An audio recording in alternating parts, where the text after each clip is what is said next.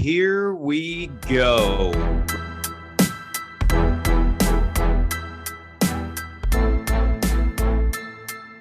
Welcome to the 9 Route Fantasy Football Podcast.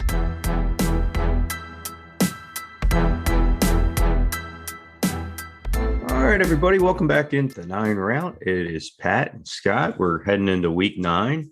A couple teams going on the bye this week. Detroit Lions, they actually are a little fantasy relevant. The Seahawks, I think Russ got the pin out. He's getting ready to head back. Unfortunately, those Tampa Bay Buccaneer owners, you got to wait a week to jump on everybody with Brady and the boys. And the Washington football team are going to be sitting out this week as well. One thing I know, Pat, we're going to quickly talk about. Today is Tuesday, the 2nd of November, and today is legit NFL trade deadline by 4 p.m. today.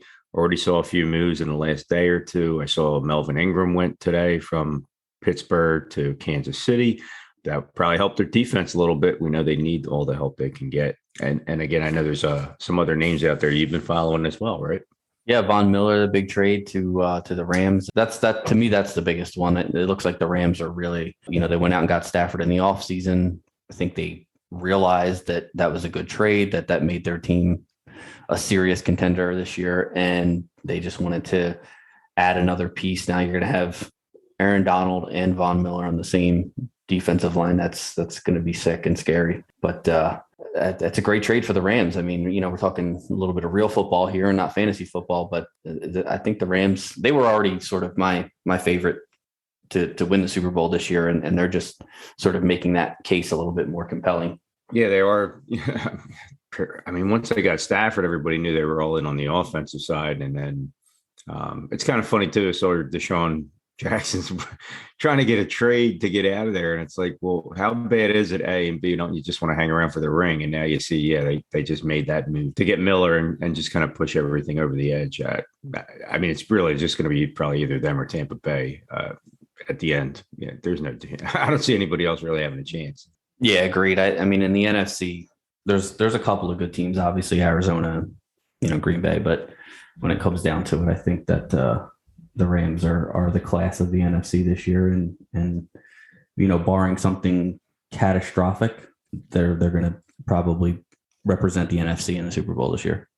Yeah. Give McVay his title, and that would be 2 appearances in the last 4 or 5 years for the Rams. So that's kind of how they've been looking, trending up. And speaking of trades, a trade we haven't seen yet, but has kind of been the big news in the NFL, potential trade of Deshaun Watson to the Miami Dolphins.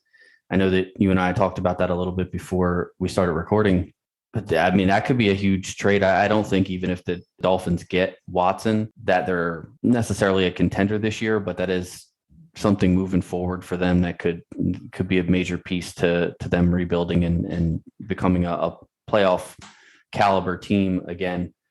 We're going to jump right into the quarterback list, ironically, and we are going to go to Carson Wentz. Now, I know some people are like, yeah, right, not after the game he had the other day. He threw a couple bad passes, absolutely, and he's been known to try to force balls in. But again, looking at his numbers, pretty much, I mean, basically all season, it was a little bit of a slow start for him, but he's in the top 12 right now in our league record in NFL.com for quarterbacks. And again, he did throw a couple bad picks. But that still only gives him 3 on the season, and people could say he lost the game for him. I don't know about all that. I mean, you went to overtime, and it wins and losses always seem to fall on the quarterback. And again, they're not really fantasy relevant. You're looking at what he gives you. And again, he gives you a lot. He can have a little issue with ball control between interceptions and fumbles and things of that nature. But right now, when you look at him compared to some of the other quarterbacks out there, again, I like a Matt Ryan, a Sam Darnold concussion over the weekend, Jameis Winston's out for the season. He's definitely still a higher up on the food chain right now than a lot of those quarterbacks. And for some reason, people just consider to push him down. And again, that offense is just starting to blossom a little bit. So Carson Wentz is a guy you definitely want to try to get for. a little bye week fill in maybe for, if you, God forbid, you had Geno Smith filling in for Russ or anything like that. And obviously Brady's down for this week. Look into picking up the Bronco, Carson Wentz, get him on your roster. Yeah, he's actually had a really good stretch the last 5 games. Like you said, other than those 2 turnovers, he's averaging 24 points per game in his last 5. And he has 2 good matchups coming up against the Jets and the Jaguars. So at least for the next few weeks, he's completely viable.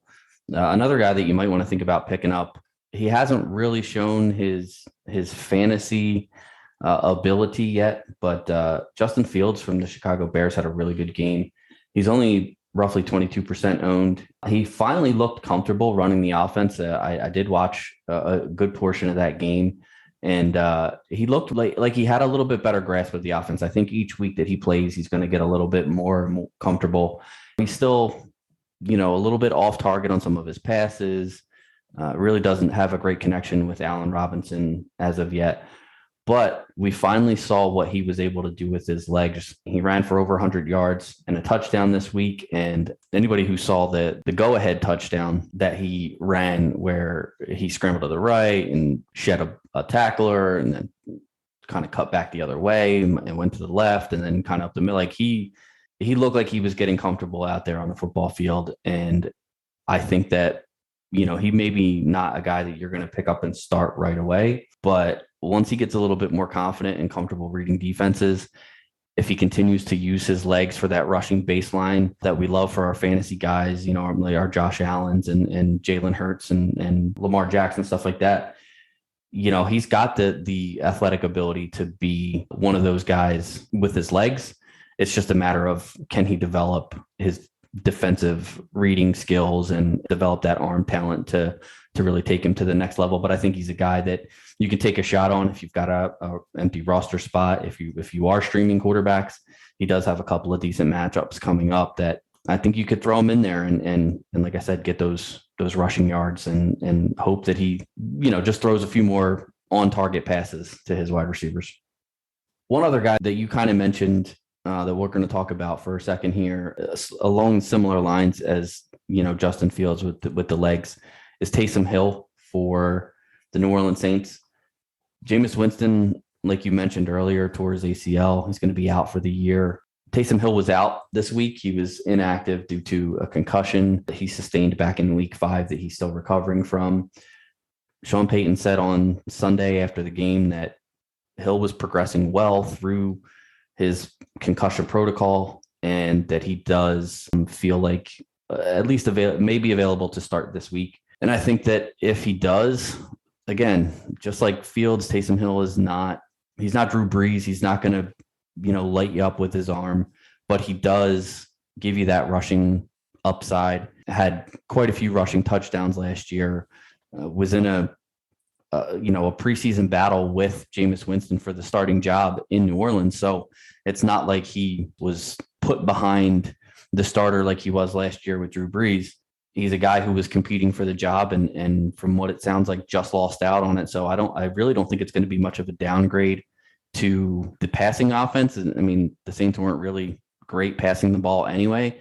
I think Taysom Hill actually improves the value of Alvin Kamara because now you have another option, somebody to, you have to kind of keep an eye on out of the backfield running the ball. So I think Taysom Hill could be a really big upgrade, honestly, for the Saints offense. I know he's not a traditional quarterback, but if you're looking for a guy who is just going to be able to score you some fantasy points, he's going to do it with his legs. And I think he will surprise, especially once Michael Thomas comes back. I think he'll surprise you with how much he throws the ball and how well he throws the ball. He's not a terrible quarterback. I mean, he's not Tom Brady by any means or anything like that, but he's usable. He's not he's not an NFL franchise quarterback, but he's somebody who can get the job done when he's been called upon in the past. True.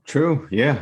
Like you said, he lost out by a hair to Winston, who was a little bit more of an established QB. And now he's going to have his chance to probably run that team for a few weeks unless something crazy happens.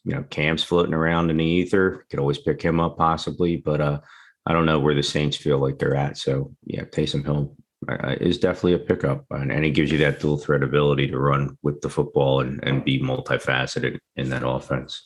And one quick name, I know personally, I'm kind of interested to see what happens with him. Can't overlook the game that Mike White had over the weekend, leading every single quarterback in our league, 405 yards and 3 touchdowns for the Jets in a little pinch hit role.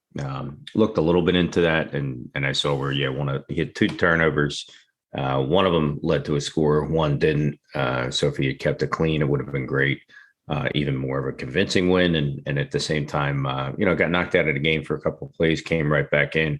His college coach talked about how tough he is, and he almost has a Brady-like mentality. You got to keep bringing up Tom Brady. When you talk about every quarterback now, it's like the Jordan comparisons. But, to see somebody like that come out for their first game and throw for 405 and a win against a very strong Cincinnati Bengals team that maybe overlooked them a little bit, but the Jets have been good against the pass and secondary, and some of that was odd numbers. But at the same time, he might be a guy to have on the radar. Maybe you don't pick him up this week, but maybe give him another week to see what happens. But I think he's going to have a couple strong games to try to prove he can play, and that's only better to push Zach Wilson and their franchise forward. So keep Mike White on the radar. Not saying you have to grab him right away. If you have the spot on your roster, hey, slap him in there. Might not hurt. Quarterback wise, I think we're kind of through and we're on our way to running backs, and some very bad news for the Tennessee Titans and fantasy football owners alike that had a strong hold of Derrick Henry. Goes down with a Jones fracture in his foot. That's pretty much going to be the ball game for him for the season, unfortunately. This is one of the worst nightmares realized, to see their number one running back in fantasy football to go down, period. I mean, again, it's horrible for him and for his career, and hopefully everything bounces back. You look at the workload he's taken. And because of that, I do want to just mention, I have been a little bit higher this time around on Jeremy McNichols. I joked around in a sense, not jinxing, but just saying that, hey, look, God forbid something happens, the amount of carries, yada, yada. And you've seen some intermittent work, some change of pace stuff with him. And then he's shown he can catch out of the backfield. He gets decent yards per carry. But Tennessee wasn't messing around. They see that this is a window of opportunity. And they went out and signed one of the greatest running backs in the history of the NFL. He's 36 years old, but Adrian Peterson is going to join the Tennessee Titans. And to see a player of that caliber that played decent for Detroit last year, had a couple great years for Washington, and really hadn't shown that he was still his 26, 27-year-old Adrian Peterson, but was still better than a lot of the running backs in the league. He gets a little bit of a season of rest, probably keeps himself in pretty good shape. I can see him probably jumping in anywhere from maybe 10 to 15 carries. And hey, 10 to 15 carries for Adrian Peterson could be 70 to 100 yards and a touchdown. That's not bad. I mean, again, he might not put up the $178 and 2 touchdowns that Derrick Henry was putting up almost week to week, but I think he's going to be quite serviceable. Yes, you're going to see a downtick, but Tennessee runs the ball regardless. They don't run for high average, even though Henry can get the yards. You look at some of their team averages and it's 2.4 or 3.2. They're just dedicated to running the ball, similar to a Cleveland Brown style, where they're just going to keep you honest. I feel like this gives a little bit of an uptick to a Ryan Tannehill in the passing offense, because they're obviously going to get a little more involved on the offensive side of the ball. But to me, Adrian Peterson and Jeremy McNichol, I would go Peterson 1, and McNichol still have him around as far as a pickup. I don't think it's going to be a 50-50 or 60-40. I still see it probably being almost a 70-30, but getting McNichol out of the backfield a little bit more, yeah, he's definitely going to be a PPR option for you compared to Peterson, who made some plays out of the backfield like that. But I think both running backs are definitely worth a pickup 100%. It's a no-brainer. Peterson, to me, would be the one in that offense, and McNichol a little bit stronger than he was before. I think he shouldn't be leaving anybody's bench at this point. So you got to go out and pick up one of the 2 Tennessee Titan running backs, Adrian Peterson or Jeremy McNichols. Yeah, I think Peterson is probably an RB2 flex play for the rest of the year. And McNichol, depending on game script and honestly, depending on how good Adrian Peterson looks, in his first few games back, we'll get a few more carries than he has. I think he's maxed out at like 2 carries has been the most he's had in a game. But he does get, like you said, get some targets out of the backfield. I think he is a potential flex option as well moving forward. Another couple of, I guess, nebulous situation at running back that we kind of saw this weekend was, as you mentioned, the Philadelphia Eagles. We really pushed picking up and starting Kenneth Gainwell this week, and he sort of disappointed as far as production goes. He did get the same amount of carries as Boston Scott and Jordan Howard. Just didn't do as much with them, unfortunately. Did end the game with more targets than both of those guys. But I do think and hope, as an Eagles fan, that the Eagles coaching staff realized that they need to run the ball more. And I think, and I hope that they will continue to do that moving forward. Their offensive line is still very good, one of the best in the NFL.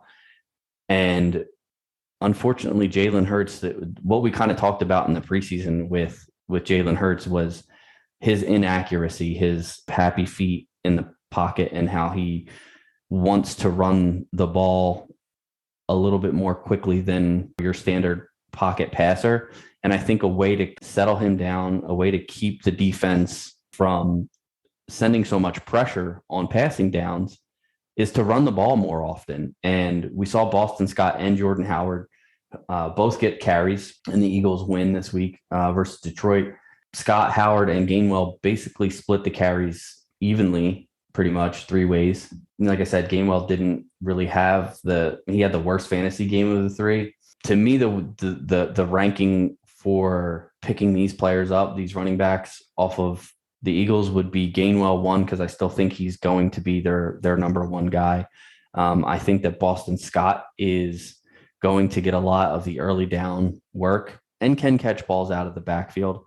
To me, I think Jordan Howard is sort of a distant third. While he did have a good game, put in 2 rushing touchdowns versus the Lions. The first rushing touchdown, it was literally Scott the whole drive, and then Jordan Howard sort of came in towards the end as to give these guys like a blow and to take the goal line work. And then his later touchdown came when the game was pretty much out of reach, and most of his carries came later in the game as well. I think if the games are closer, which, looking at the Eagles' schedule moving forward, I think they're going to be, I don't see Jordan Howard getting as much work as Boston Scott and Kenneth Gainwell.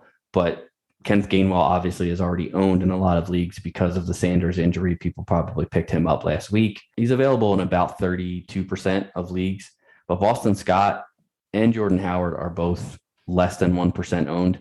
And I think you could easily pick them up in that order: Boston Scott, Jordan Howard. And I think Boston Scott is a viable option as an RB2 or a flex option until Miles Sanders gets healthy. Yeah, I agree. I had Gainwell on my bench. It just wasn't sure, and it's hard to tell with the Eagles what they're doing. But the rotations right now are going to be interesting and see how they go for the next couple of weeks until Sanders gets back. A small little tick on an injury this week. Now, I saw where they said that James Robinson is going to be day-to-day with his heel injury. They thought maybe at first it was something a little stronger, maybe an Achilles, something along those lines. But at the end of the day, thankfully, he seems okay. You're looking at a player of Carlos Hyde. He's been factoring in a lot. There were a couple games there in a row where you did kind of see, James Robinson finally maybe taking back the backfield, and maybe Urban Meyer had, even though it's hard to believe Urban Meyer had come to his senses when it came to him. Now, again, a lot of Robinson's work tends to be, because it's Jacksonville, his work was a lot of slop cleanup and things of that nature, bulk garbage, knowing they were getting crushed, and that's just been their way.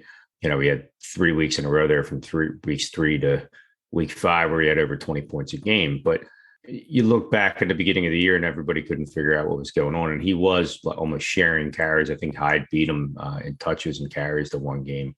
And now you're back to that possibly happening again, especially if the injury is a factor. They may not rush him back. We'll see how that goes. But to see Carlos Hyde getting as involved as he has been throughout, and he's still a pretty good running back. You're seeing, again, he had 9 carries, and then he also had 6 receptions out of the backfield. That's where he really kind of gets his thing going, where, again, he can be a dual threat similar to Robinson. He should be a guy, especially if you're a James Robinson owner. Again, not saying you have to handcuff, You don't have to be a Robinson owner to get them, but the bad teams, the Jacksonvilles of the world, are going to do a lot of that type of play where it's check downs and trying to catch up at the end and just going through the motions on offense. So Carlos Hyde, I think, is maybe a player you want to look to pick up. He's not quite owned in a ton of leagues right now, but again, I think people are going to look to him and just figure, well, he's going to take over the lead role. And if he does for a week or two, that's great. We'll see how it goes. But I would say Carlos Hyde should be on your radar for fantasy football waiver pickups in week 9. Another guy or another group of guys that you can look at, I guess, for waiver pickups this week. And these are desperation pickups only. Let me be clear about that. These are not guys that you should be picking up or starting in any way unless you have been really, you've really been bitten by the injury bug. If you have James Robinson and Derrick Henry or, whoever, you're really struggling at running back. But some guys that you can look at this week: Rex Burkhead, Scotty Phillips, and David Johnson from the Houston Texans. All three guys sort of played into what the Texans did this week on offense. It wasn't pretty. It never is for the Texans, unfortunately, but they're getting carries, and that's what's kind of most important in fantasy football. Burkhead led the Texans in touches and scored the only touchdown of the game. I don't really put a lot of stock into any of these guys, but if you're, like I said, if you're really desperate, I would probably say David Johnson would be my number one because of the fact that he gets work. Yeah, because of the fact that it's he like gets work. You had Lindsay, I had Johnson. We were looking at each other like, well, come on, man, really? This is New England now? Like, yes, yeah, that's basically what it seems like. It's very New England-esque when it comes to their running back position. They're just kind of and why wouldn't it be? Rex Burkhead is there to vulture touchdowns like he did in New England. So it was his fault the whole time. Yeah, Damian Harris is thriving now. Go figure. But so I would say Johnson first, just due to the fact that he gets the pass catching work for the most part. Although Burkhead did have 4 targets in this game to David Johnson's 1. So who knows moving forward? It's one of those things where, like I said, if you're desperate, pick up one of the 3, throw them in your lineup, and I guess basically hope that they get a touchdown. That's basically the way I'm viewing the Texans backfield at this point. Yeah, I mean that's like desperation. I think on a Sunday when you're really just you're just looking to see like, oh well, how are the Texans doing? Yeah, I like that's pretty brutal. I mean, we saw Brandon Cooks has been their guy all year that you can kind of ride, and the quarterback. I mean, again with the garbage time numbers, Davis Mills has been possibly serviceable at 25 to 30 clip here and there, but yeah, now if you're you're really kind of scratching yourself looking at the running back situation in Houston to get you through a week. It's going to be tough. Any other running backs that you see out there, Pat? Not really. No, I think if anything is lower than the running backs in Houston, then we probably just shouldn't mention them at all. Want to go into 1AA and see? Yeah, right. We're going to push through and we're going to slide into the next group. That is pretty much been one of the bigger wins for a lot of players this year. I mean, you've seen the wide receiver position really kind of take off, PPR or not, as far as a little bit more importance where people used to feel it was a little deeper. And you're going to go take a look at a team like the Arizona Cardinals we talked about all year long with their multiple talents on offense that they have. And, you got a couple guys out there that are really just focal points in the offense. Right now, it seems like DeAndre Hopkins maybe nursing a little bit of an injury and kind of out there for some plays and decoy work, maybe, so to speak, just to keep him safe and sound. But you're going to look at, Christian Kirk and AJ Green. Both of them have just been getting monster targets and big receptions. Now, we did see AJ Green have like one of the bigger brain farts of his career against Green Bay, where he just didn't turn and look for a football, which usually you expect. Maybe he just didn't know the play. But that aside, you see Zach Ertz sliding in there and a couple other players. Rondale Moore is still viable, but they don't really in Arizona, they don't run the ball a ton, but they don't really have to because of the way that Kyler Murray's been able to spread that football around. Again, to see the level of targets that these guys are getting, but it's spread out. It's almost like if you had both of them in your lineup at the same time, that's where you maybe really excel. or at least having one and just hoping you get the hot hand or the right matchup. I think Christian Kirk and AJ Green, if they're out there on the waiver wire, they shouldn't be, and they won't be for long. So you definitely want to get one or two of those guys and have them ready to go. You can use them maybe as trade bait if you're still available in your seasons. So Christian Kirk, AJ Green, any part of that Arizona Cardinals offense right now, even after a tough loss on Thursday night, is definitely the way to go for wide receivers. Yeah, Arizona is definitely one of those teams that spreads the ball around, even two running backs that are fantasy relevant from time to time. So it's definitely hard it's not the DeAndre Hopkins show the way that it used to be with them, which is good for Kyler Murray because he's, becoming a more well-rounded quarterback looking at different players. But having any Arizona Cardinals player is as good as their offense is a smart move.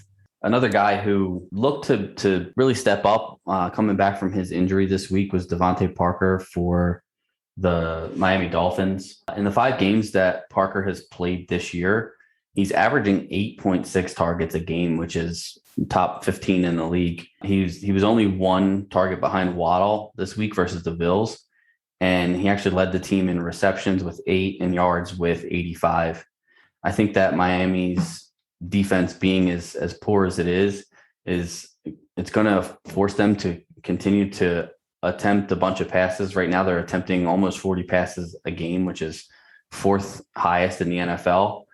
And the other thing I like about Parker is the fact that he's a little bit bigger, taller, weighs a little bit more than Jalen Waddle. And that sort of leads to him being a little bit more of a red zone target, catching those fades in the red zone and things like that. I do like Waddle still. I do think that the Dolphins are still going to be throwing the ball a ton. And I think that as long as Devontae Parker can stay healthy, I think that he's going to be in line for a pretty good second half of the season. Yeah, definitely. And if the quarterback from Houston heads that way, it could be even more interesting. Another player that's starting to become a little stronger blip on the radar from Jacksonville, so take it with a grain of salt, is Jamal Agnew. He's been quietly shooting up the charts last 4 weeks. 25 targets, 17 receptions, red zone action. Had a little bit of a garbage time touchdown this past weekend, but 3 out of the last 4 weeks, double digits in points, stronger than 10 or more. For some reason, it seems like he's been taken over in the slot, and now they're moving Chenault to the outside. Obviously, when DJ Shark went down, that just changed the entire offense around. And we know Marvin Jones is really kind of the de facto number 1 down there. He's been the strongest advocate for Trevor Lawrence's attention, but starting to see a little bit of his ability. Again, when you're in the slot, that means you're a bit of a playmaker. Now, Chenault being on the outside, that maybe pushes that. So it's unfortunate they have 2 guys that are both slot. They maybe make a move. I don't know, but I don't see Jacksonville trying to trade anything right now. They're still in a rebuild. But yeah, to see Agnew making these plays and again, getting, like we said, your team might stink, whatever, but you're getting garbage time touchdowns. That's big. I mean, to the tune of 15 points and things of that nature. So Jamal Agnew should be on your radar, possibly be a flex, possibly be a wide receiver 2, depending on how hurting you are on bye weeks and things of that nature. Just looking at what kind of volume he's been getting. And again, targets wise, right now in the last 4 weeks, he's matching Keenan Allen, CeeDee Lamb, Devonta Smith. He's got more. We just talked about Christian Kirk, DeAndre Hopkins. He's got more targets than they do. He even has more targets than Marvin Jones on his own team. So obviously he's becoming a little bit of a guy for Jacksonville, which, just like a Houston running back, maybe you take Jacksonville with a grain of salt again, but Jamal Agnew, maybe throw him on your bench, see if he starts to blow up and you might have to be forced to, throw him in that starting lineup. You might be able to start him with a little bit of confidence, depending on the matchup. Yeah, he's actually been second on the team in targets in the last 3 games, second only to another guy we're going to talk about later on in the tight end. So I'll save that for the tight end portion of it. But yeah, he seems to be Trevor Lawrence's go-to guy. Another guy that we've talked about before, so I'm not really going to talk too much about this, but Rashad Bateman is still only rostered in about 20% of leagues, which means he's still available in 80% of leagues. This kid is a star in the making. I mean, he's got all the talent in the world. A lot of people thought that he may have even been more talented than Jamar Chase coming out of the draft. Obviously, he's been injured. He hasn't played a lot. Baltimore was on a bye last week, so we really haven't seen him. But with another week to get healthy, another week to work with Lamar Jackson, if you don't pick up Rashad Bateman, you are going to be sorry in a few weeks. I'm telling you now. I'm adding him on every roster that I can, and I'm just waiting for the blow up to happen so that I can start putting him in my starting lineup, because he's a solid NFL wide receiver even as a rookie. Yeah, coming off that injury, shows some signs and getting in, like you said, another bye week to get on the same page with Lamar. He definitely could be exciting. Another player just about ready to come back from injury. Looks like maybe about a week away. And this would only make it more interesting. In Dallas is Michael Gallup. Got a little banged up in week 1 and hasn't played since. Dallas has been moving along, with all due respect, just fine without him. But at the end of the day, for a team of that offensive firepower, and again, Dallas, if their defense was a little more legit, they'd be right up there with the Tampa Bays and the Rams and Green Bay and Arizona, because offensively they are a pretty tough team. And now if you were to add Michael Gallup back into that, who has been a pretty solid player, we've seen him grow up in the last couple of years and become a go-to wide receiver for him. Obviously a little injured this year. To be able to put out Amari Cooper, who's playing back at Amari Cooper's level, CeeDee Lamb, Michael Gallup, and Seth Wilson has been doing a pretty nice job filling in. But again, not maybe getting quite the looks and targets based on him being technically the 4th wide receiver on the team. Michael Gallup coming back soon. Maybe you want a piece of that Dallas offense. It might take him a week or two, so throw him on your bench to get back up to game speed. But he's going to be returning from IR yesterday, as a matter of fact. So that gives him that 3-week window to pump him up to the active roster if he's healthy enough. Take a chance on Michael Gallup. And again, somebody else goes down in Dallas. Suddenly he's number 2, number 1 wide receiver. It would be good to be a part of that offense.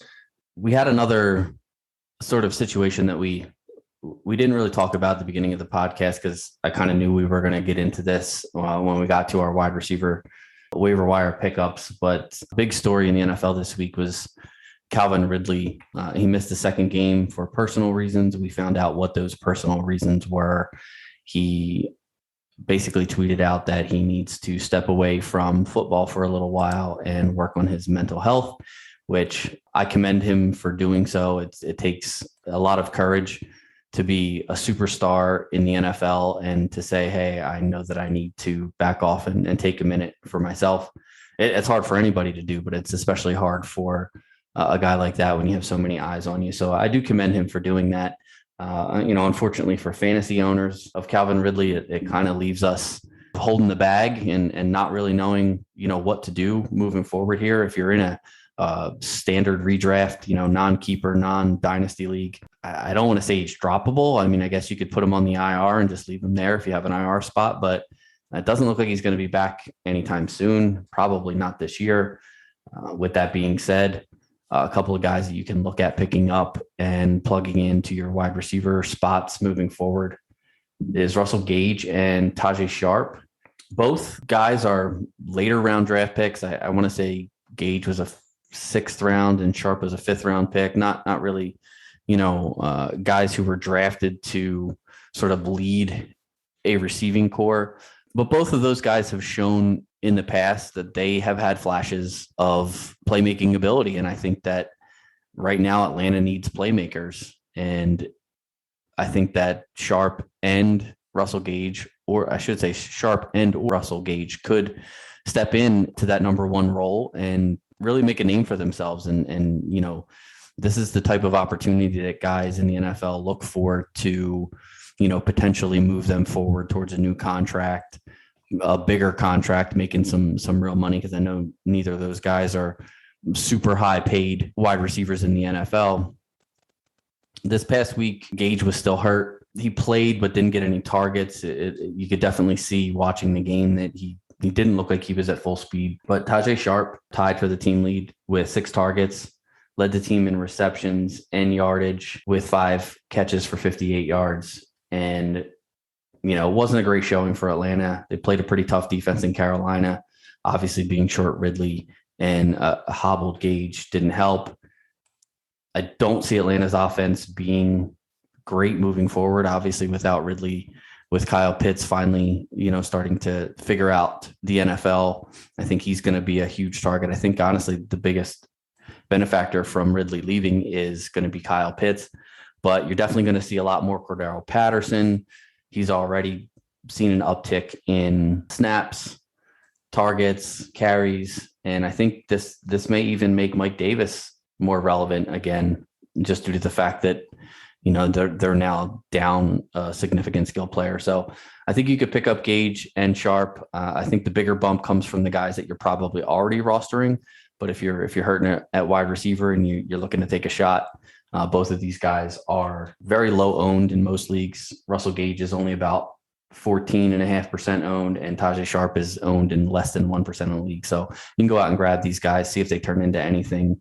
And if they do, great. You have a starting wide receiver. If they don't, you drop them and pick up somebody else. But I think they're at least both worth a pickup this week if you have a roster spot. Yeah. Before we go into tight ends, and ironically, again, you're touching on two wide receivers. I'm seeing rumors that Hayden Hurst may be in the cards to be traded to the Green Bay Packers, who are looking to fill the tight end position on their team. Robert Tynan towards ACL. If that move happens, I don't know if Atlanta would do it unless they really got a solid draft pick, because he was part of their offense there for a minute. But I'm wondering if Hurst stays, they just put him back to tight end, and then Pitts almost becomes a number one wide receiver for him. I mean, athletically, I think he can pull it off, and then have Gage, Sharp, Zacchaeus was there. And again, there's some other names floating around. Maybe they pick up a John Brown or somebody that's out there to help fill the void. Yeah, it's definitely a murky situation, but the targets have to go somewhere. And like you said, too, suddenly maybe Mike Davis gets more involved. Maybe Cordero Patterson becomes a little bit more of a wide receiver than out of the backfield. It's going to be interesting. I think, obviously a lot of talent in Atlanta, but to see who actually is the guy that, picks up the bag for him and keeps it moving for Matty Ice and the Atlanta Falcons. Speaking of tight ends, like we said, we're gonna move on. We're shoveling on to the tight end. It's kind of like a little bit of a three-headed monster, so to speak, that we're going to touch base on. Guys that we've talked about this year so far, we're looking at these middle of the road starting to maybe ascend a little bit.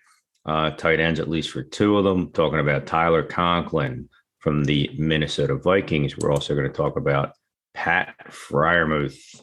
Yes, good old Patty Fry for Pittsburgh, who has become a little bit more, a little stronger, honestly, involved in that offense, especially with the injury to Juju. They like to spread it around a lot. And again, he's coming off a nice little game over the weekend, 44 yards and a touchdown, double-digit points to 2 out of the last 3, only reason bye week in between. So you're starting to see a little bit of an extension from Pat Freiermuth. And then finally, we're talking about Dan Arnold, who made the move to the Carolina Panthers earlier this year. He was one of those players that, has bounced around a little bit. And now you're starting to see him pick up some steam with the Carolina Panthers. That being said, with the Jaguars, he came from the Panthers. That's right. Yes. He was losing steam with the Panthers. He's picking up steam. He's now yes. So he went, yes. Sorry. Cardinals, Panthers, Jaguars. So he went from bird to cat to cat. Yes. Yeah. He kind of hit lows on that. He's moving up the food chain. Yes, really is. He's the alpha tight end right now. But yeah, again, that's maybe another case where the blowouts and the checkdowns and the safety valves tend to help. I mean, of the three, personally, and I don't know where you're at, Pat, but I mean, I would probably go Freiermuth, strong 1, Conklin, based on the level of offense he's in, 2, and the kitty cat there, Danny Arnold, again, with the Jaguars. Again, he could be a little more volatile, boom or bust, depending on how that offense goes. What do you think? I think Conklin and Freiermuth are a sort of a 1A, 1B type situation. I really like the offense in Minnesota a little bit more than I like Pittsburgh's offense. They seem to be very very run heavy. But Freiermuth is a phenomenal athlete, and I think he's a much better athlete than Conklin. So I could definitely see him being the 1A and Conklin being the 1B. But yeah, Dan Arnold is more of a safety valve type guy. I do think, again, if you're hurting at tight end, if you got like George Kittle and he's been out for weeks, and you're just looking to sort of fill that position for a little while, bye weeks, whatever. I think any of these three would be viable options. It's just a matter of, like it is with most of the tight ends in fantasy football, it's a matter of who catches the touchdown is going to be the, who gets you your fantasy points. So, I mean, which offense do you like the better? I'll take the Vikings, then the Steelers, and then the Jaguars. So yeah, I would probably put them in that order, but all very close together. Gotcha. And if we're touching on that second to third tier of tight end, what do you think? He's had a couple strong weeks. What do you think about Mo Alley-Cox from the Indianapolis Colts? I mean, I'm just taking a peek, and I know for some people, it looks like NFL.com only 5% rostered. And again, he's not maybe a dominant guy, but last couple of weeks, he's put together 19, 8, 9, and 11. A couple of those weeks with touchdowns in between, and I think maybe he's starting to get a little bit of a connection with Carson Wentz. Does he have playability, or are you leaning more on a Jack Doyle? No, I like Mo Alley-Cox. I always have. I think the problem is I just wanted you to say I like Cox. I think the problem is there's just too many. There's too many mouths to feed in Indianapolis, and that's the problem. Even just looking at the tight end position, Jack Doyle isn't the only other tight end getting targets. You see Kylan Granson getting targets here and there, which is great. That's fine, but I don't think you can necessarily rely on any of those three at the tight end position. I would say Alley-Cox is probably the most reliable if you really need somebody, but I mean, unless you're in one of those 2 tight end leagues or one of these crazy leagues where you're starting multiple flex positions or something like that, really deep leagues, 16 team leagues, I probably wouldn't roster any of the three personally. All right. Well, I think that wraps up our waiver wires, unless you have any tight ends to talk about. I know how much you love the tight end position. No, at this time. I mean, again, like bye week fill-ins, and I think, like you said, Conklin, Freiermuth, Dan Arnold, or maybe, again, maybe take a flyer on one of the guys from Indianapolis, on offense there. But again, things could change after today. Trade deadline's coming 4:00. So we'll maybe revisit next week, but no, I think we hit on some big names that are still available. Oh, one quick PS: if anybody did dump Dawson Knox in your league, looks like he's back to already day to day, so that broken hand really isn't holding him up. If somebody dropped him for again a waiver pickup or just needed some type of replacement, and he's out there, go get him. Again, he may not be 100%, but the output he was given earlier this year, I think he's definitely a guy to make sure you have on your roster. Somebody might have dropped him just figuring, oh, he's out with a broken hand, he's on IR or something along those lines. So we'll see what happens. So let's do our start sits. I'm going to jump right in at quarterback, and I'm going to be a little bit of a bandwagon guy. I know I talked about briefly, just maybe look at him for pickups in waivers. I'm going to take what the hell? I'm going to start Mike White this week against the Indianapolis Colts. I kind of like that. Again, the numbers that he just put up over the weekend, I don't think they're that fluky. I think maybe he's, he maybe going to have a few up and down games filling in for Zach Wilson until he gets better. And I don't think the Jets are in a hurry to rush Wilson back. So this might be Mike White's offense for a few weeks. You're looking at an Indianapolis defense that's given up close to 20 points a game on average to quarterbacks. That being said, I just look at what he did over the weekend, and he was averaging 8 yards per play. They had, 6 for 11 on third down. They never reached fourth down, so they were moving the football at a pretty high clip. They had 23. The Jets had 23 passing first downs. So they were running that through Mike White, and he, outside of getting knocked out of the game for a couple of minutes, he did okay. Cincinnati's defense is pretty good this year, and trying to go toe-to-toe against that offense. And again, one of his turnovers led to a score for Cincinnati. If you take that off the board, the game was over. It wasn't as close as it was. I'm going to take Mike White it's a short week. Yeah, you're going to Indy, so you're on the road. Be interesting to see maybe how he responds. But what the heck? I'll start the kid. Put Mike White in your lineup this week. I think he's going to maybe not 34, but I could see a 25 to 30 clip. They're going to just give him the keys and see what he can do. Yeah, he might have another receiving touchdown as well. You never know. He's multifaceted. He's your new Taysom Hill, but he can actually pass. Yeah. I'm going to go with Joe Burrow this week. I know he, didn't have the best game in the world against the Jets, but going up against Cleveland, Cleveland's really strong against the run. They're the 7th worst team, however, versus quarterbacks. They've given up 17 passing touchdowns in only 8 games this year, which is like tied for the 3rd worst in the league.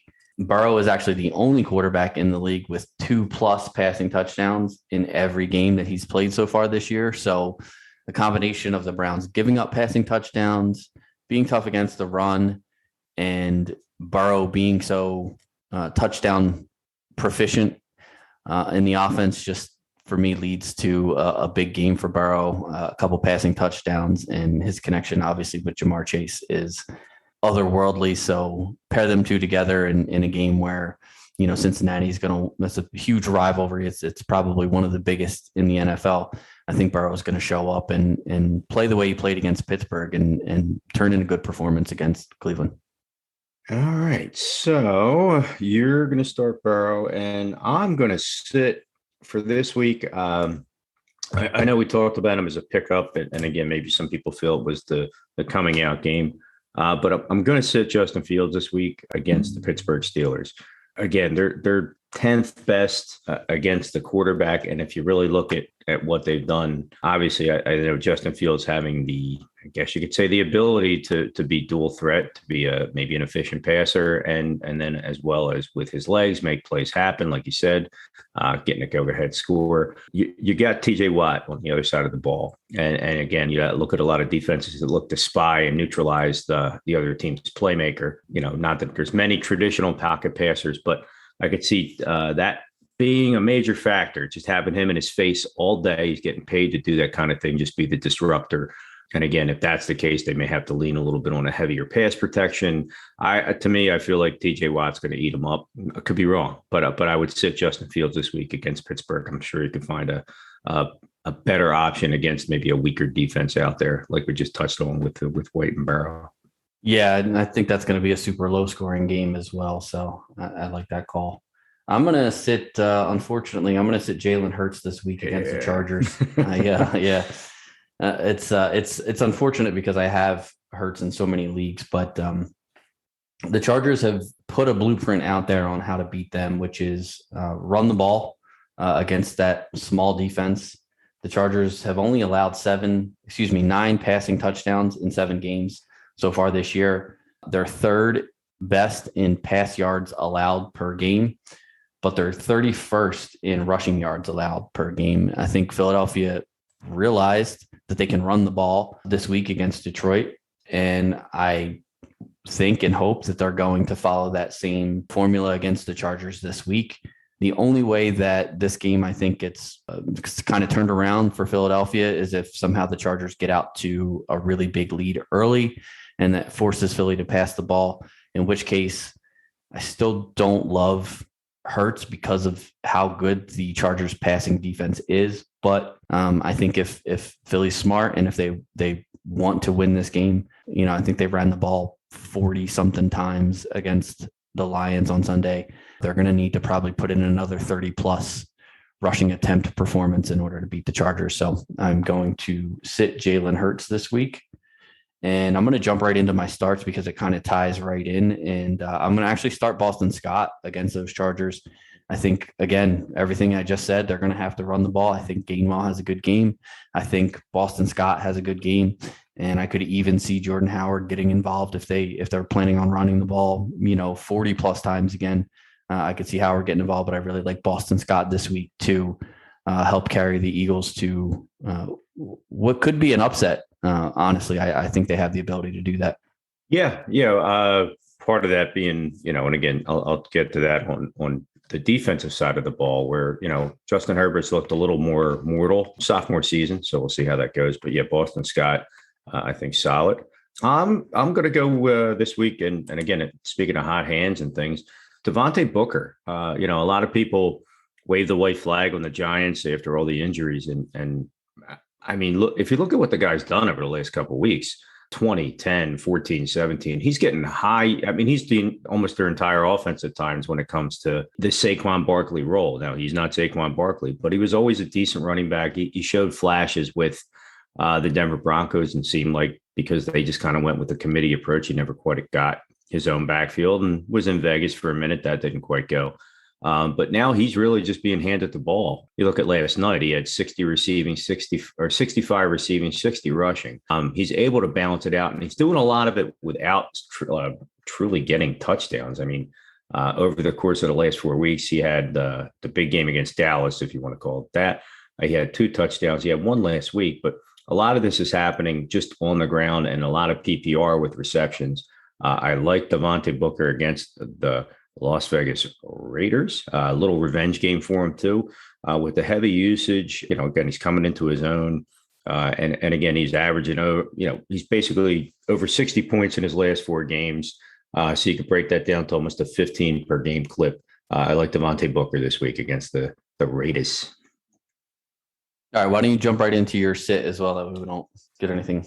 I am I again with the heel. I mean, in here day to day, but you could go either with him or Hyde. But I'll say James Robinson. But again, it could be Carlos Hyde. Solid sit going against Buffalo. You have no shot against that defense. I mean, garbage time. Yeah, you might get the rogue touchdown, but you're not getting anything beyond maybe 10 to 12 points, and that's being generous. If Robinson plays too, he may be a little limited, so they may not even get him as involved. This strikes me as being Buffalo up big and Trevor Lawrence throwing maybe 70 times, trying to get that ball out to the Agnews and different guys that we talked about. So sit any running back. I would say James Robinson, could be Carlos Hyde against Buffalo. The no shot for the Jacksonville backfield this week. And I'm going to sit Mike Davis this week against New Orleans. The Saints are the second best team versus the running back in fantasy. Not only is New Orleans very good versus opposing running backs, but Davis has each week has been losing a little bit more and a little bit more and a little bit more to Cordero Patterson. And it's now pretty much an even 50-50 split. I mean, Patterson had the same amount of carries.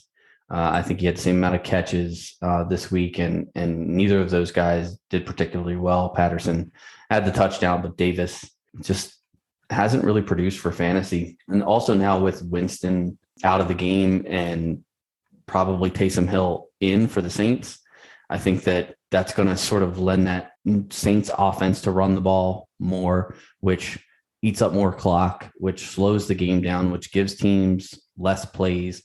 And I don't think that this is going to be one of the slower paced games, slower paced in terms of plays run per team. And obviously if there's less plays, there's less opportunity. So I really don't like Mike Davis this week versus the Saints. Heard that. Yeah. I might be a little more passing involved there. Speaking of passing, getting into wide receivers, let's go to my start of the week. Again, I think a solid wide receiver too, but looking at an old name from the past again, and I did go with him last week. I'm going to go with him again this week. I like Jarvis Landry. I look at the Cleveland offense, and obviously it's built around the running game. There's some trade rumor whispers, but probably not happening with Odell Beckham Jr. And the tight ends get involved a little bit. But the games that he's been in this year, Jarvis Landry was the team leader in targets. The last couple of weeks, he's really just kind of been the only guy. He's averaging about 12.7 points a game, so call it 13. Give him a touchdown in there. Suddenly he pumps you into closer to 20. He's underneath. He's just a high volume. Again, we talked a comparison like a Jamison Crowder type of player. Getting back to his old self, he was hurt for a couple of weeks, but I like Jarvis Landry again this week. I think wide receiver too, definitely a solid flex, unless you have a better option out there going against Cincinnati, who's we saw last week can definitely give up some points to wide receivers, and maybe they're reeling a little bit. So again, another Jarvis Landry start for me. I'll try to ride him for a little bit longer this year. Who you starting, Pat? I am going to go with a guy that you're probably starting anyway, but based off of some recent performances, you may have some trepidation putting in your lineup. I'm going to start Brandon Cooks this week versus Miami.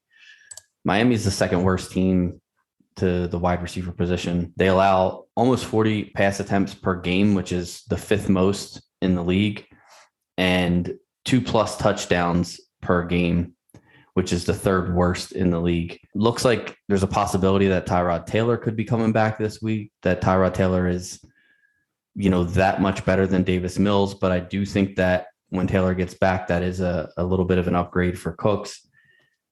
Brandon Cooks averages 8.8 targets per game. He has a total of 70 targets on the year so far. The next closest player on the Houston Texans team has 25.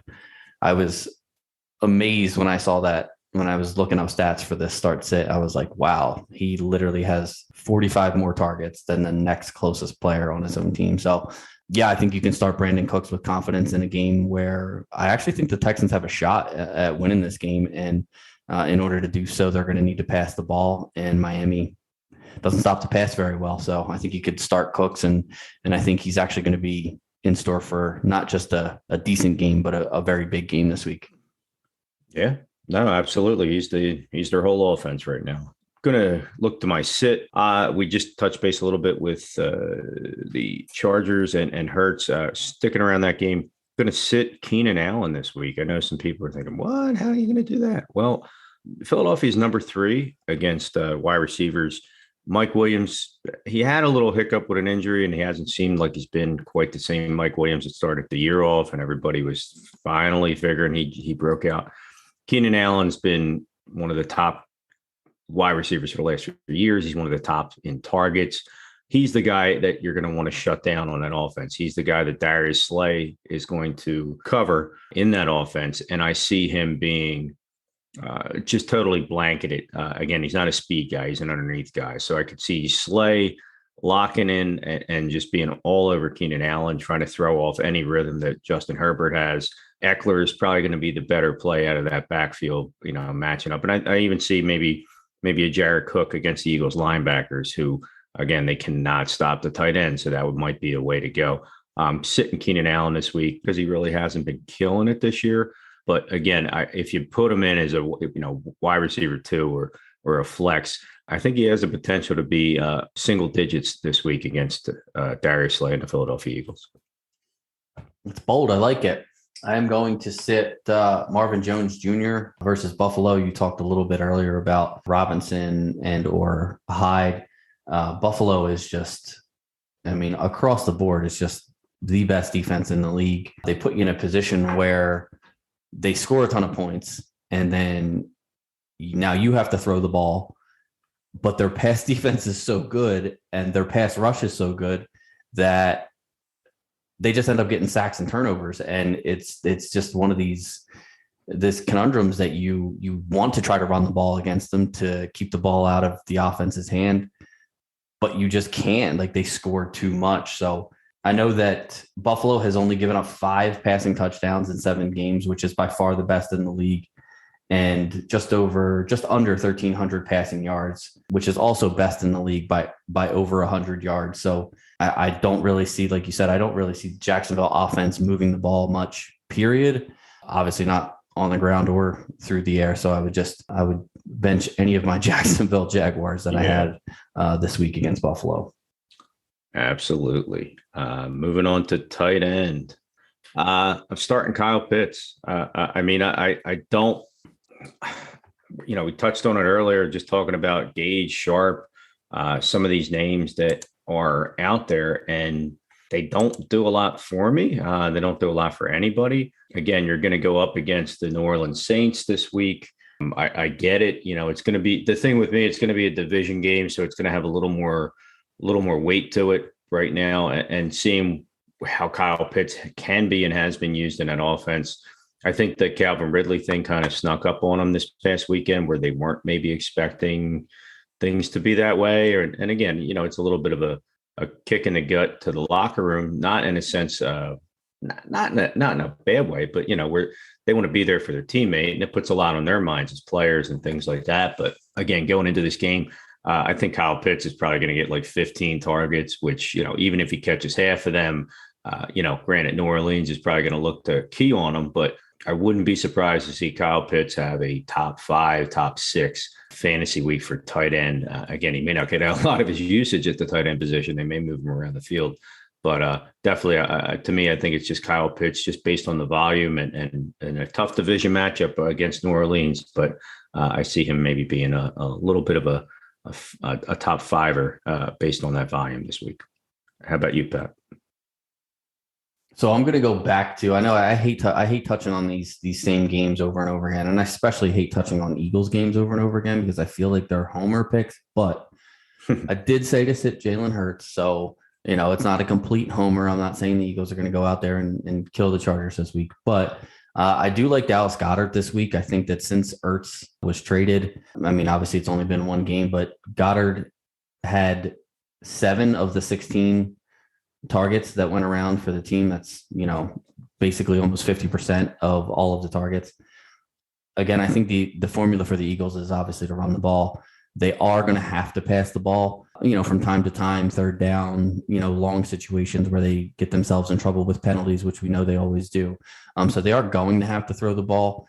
The Chargers corners are just so good. I really see Dallas Goedert being sort of the go-to guy when it comes to moving the chains during those passing situations where the Eagles are forced to throw the ball. Yeah, I agree with that. I just talked about a pickup, but for those of you that are maybe looking to ride a little bit of his ability, definitely you don't want any parts of Pat Freiermuth this week against the Chicago Bears. They're number 2 against the tight end. Touched on this game for a few seconds there. They're only giving up, the Bears are only giving up roughly about 3.6, maybe rounded up to 4 points a game against the tight end. They have a pretty good pass rush. So the tight end spends a lot of time in pass protection. They have good linebackers that can cover man-to-man as far as that defense goes. And again, where Freiermuth seems like he's become like a strong third option sometimes in the passing game, or the guy they forget about. Bears aren't going to forget about him. You're going to want to forget about Pat Freiermuth this week. You can definitely find a better option like a Tyler Conklin or a Dan Arnold of the Jacksonville Jaguars. But again, we just talked about how bad the Jaguars are going to have it. So maybe you go Ty Conklin or bust this week. But yeah, Pat Freiermuth, stay away. No good. Yes, another tight end with a tough matchup this week is Dalton Schultz versus Denver. He's going to be my sit for the week. Denver's the 3rd best team against the tight end. They're actually good against all positions. They're top 12 versus quarterback, running back, wide receiver, and tight end. But they give up a little bit more to the running back. They're only 7th best against the running back and 12th best against the wide receiver. So it seems like the way to beat Denver is on the outside. Dak Prescott should be back, but I really don't see the Dallas offense even being very pass heavy this week. Denver's offense has not been great. Dallas's defense has actually been pretty good. And I can sort of see this being one of those games where Dallas gets up by a few touchdowns and Zeke and Tony Pollard get a lot of work in this game. And, obviously with the talent they have on the outside with CeeDee Lamb and Amari Cooper, and like you said earlier, even Cedric Wilson, coming through with some big catches. Dalton Schultz is a guy who, to be the 5th or 6th option on a team just doesn't give me a whole lot of confidence. So if I can avoid it, I'm going to sit Dalton Schultz this week and look for a better option elsewhere. Sounds smart. We're going to go with our defensive picks of the week. I am going to ride the Carolina Panthers defense this week. I think they're a solid pickup. Going against New England, again, you're looking at a team that's been pretty decent on defense. They're really one of the top 5 when it comes to just overall giving up yardage and first downs and points, getting involved in the turnover battle and things of that nature. To me, I would just totally take them. You see Stephon Gilmore coming in his first game, making a big play at the end, getting his pick and showing why they made the trade. And when you look at the fact that they added him, you added CJ Henderson as well in the same season to already decent backfield, defensive backfield. getting a little bit of pressure up front, things like that. Mac Jones, who's had a decent little year for everybody out there. Again, he's not a world beater yet, but where normally Belichick gives the young quarterbacks a little bit of trouble, and I think it's going to be a very low scoring type of an affair. But I would take Carolina Panthers against that New England offense any day of the week, and I'm going to take them this week. Yeah, definitely see a low scoring game there.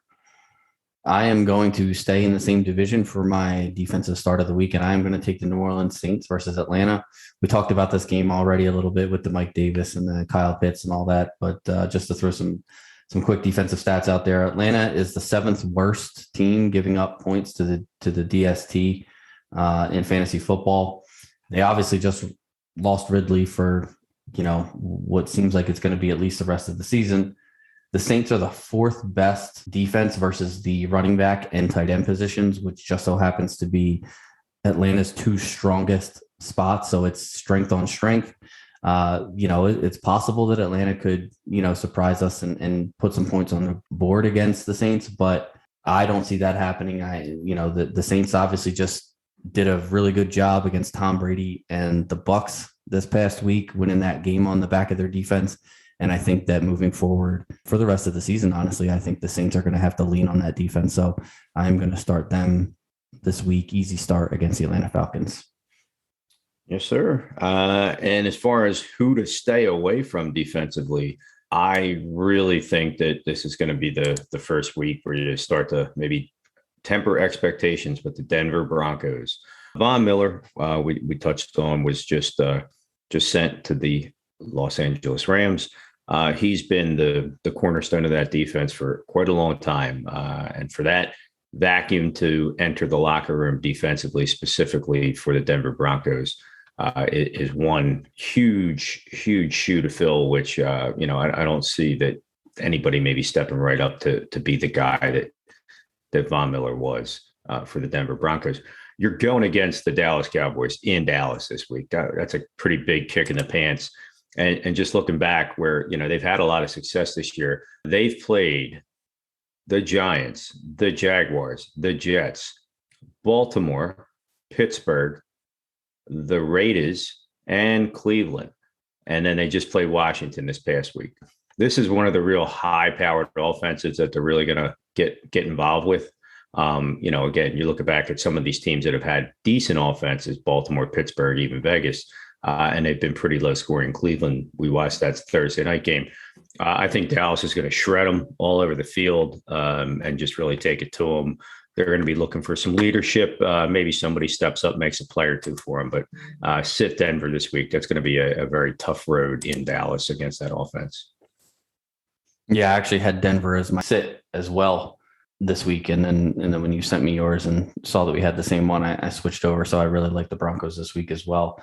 I'm going to say to sit the Baltimore Ravens this week versus Minnesota. The Ravens, we've all kind of grew up with, the Ray Lewis and Ed Reed, Baltimore Ravens and Terrell Suggs. And everybody's, I was actually at a friend's fantasy draft this preseason, and one of the guys drafted the Ravens defense pretty early. I want to say like the 8th or 9th round, and he caught some flack for it. And, he was like, one of the best defenses in the league every year. And honestly, they're not anymore. It's just, they're not the same defense that they used to be. I think John Harbaugh is a good enough coach to realize that offenses, he's spent a lot of his draft picks on the offensive side of the ball.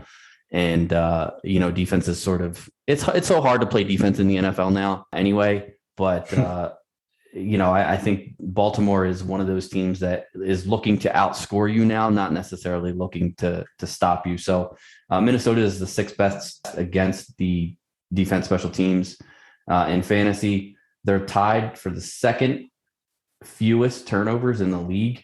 They only have 2 interceptions and 3 fumbles all season. And the Ravens have only forced 7. So I just don't see this being a game where the Ravens, have an opportunity to score on defense, to get turnovers, which we know generate fantasy points. They also only have 15 sacks, which is bottom 10 in the league. which again, we're not used to seeing from the Ravens, but that's the reality this year. I think that the Vikings have enough offensive weapons to put points on the board. And, like I just mentioned, obviously they don't turn the ball over. So I would not want to start the Ravens defense versus Minnesota this week, even though the Ravens are at home. And I believe they are favored by a point or two in this game. I think this is going to be one of those offensive shootout type games. And I don't want either defense, honestly. Nope. And a lot of purple going on too. Who am I rooting for? Which guy? Definitely. No, well, Pat, week 9 to look forward to. A lot of great calls here, a lot of deep dives and research to get some names and hopefully guys that are good in there and help you this week. Again, you're looking at Detroit, you're looking at Seattle, Tampa Bay, and the Washington football team on buys. So you may need to plug in some replacements at quarterback, maybe at tight end. Again, some of these names might be out there to get you through a week if you don't already have that person on your bench. A lot of injuries that just played in. We just talked about the Derrick Henry injury that has a major effect and ripples throughout the fantasy football community. Calvin Ridley taking a step back, which just really kind of makes you look at the Atlanta offense with a different light. And you have a trade deadline coming up in about 3 hours, a little less than 3 hours. So we'll see if any other names jump ship. I am good for this week. I am hoping to win all my leagues. Pat, thanks again. What do you got? No, I was just going to say, I think that, like you said, when it comes to, the Derrick Henry injury, I actually had a friend of mine in a league that I'm in who he's actually, I believe he's 7-0 after this, or 8-0 after this week. And he sent me a text and said, well, I guess my season is officially over because, referring to the Derrick Henry injury. And I'm thinking, dude, you're 8-0 and your team is stacked. Like, you probably don't need Derrick Henry, but that's the way a lot of fantasy managers feel right now, especially if you were riding that Henry train. But, hopefully what we do here, giving you some guys that you can pick up, some replacements. I mean, obviously you're not going to replace the kind of production that you were getting from Derrick Henry on the waiver wire, but, you do the best with what you're given. And, that's what good fantasy managers do. I mean, sometimes, it's tough and you get the short end of the stick and a lot of your guys get hurt and, there's nothing you can do about that, but you can't let one injury derail your entire season. If your team is good, you move forward, you pick up guys off of the waiver wire and you pay attention to matchups and you do the best you can to keep winning and keep pushing towards the playoffs. And hopefully that's what we're able to help you guys do. And we appreciate all of you that listen. Again, you can follow us on social media if you have any questions. We are at the 9 Route 1 and at Scott from Delco. You can also email us at the 9 Route FFB at gmail.com with any of your start or sit questions or any questions in general. We are always available to answer questions as far as, who should I pick up? Who should I drop? Things like that. So again, we thank you guys for listening. We'll talk to you again next week. Peace.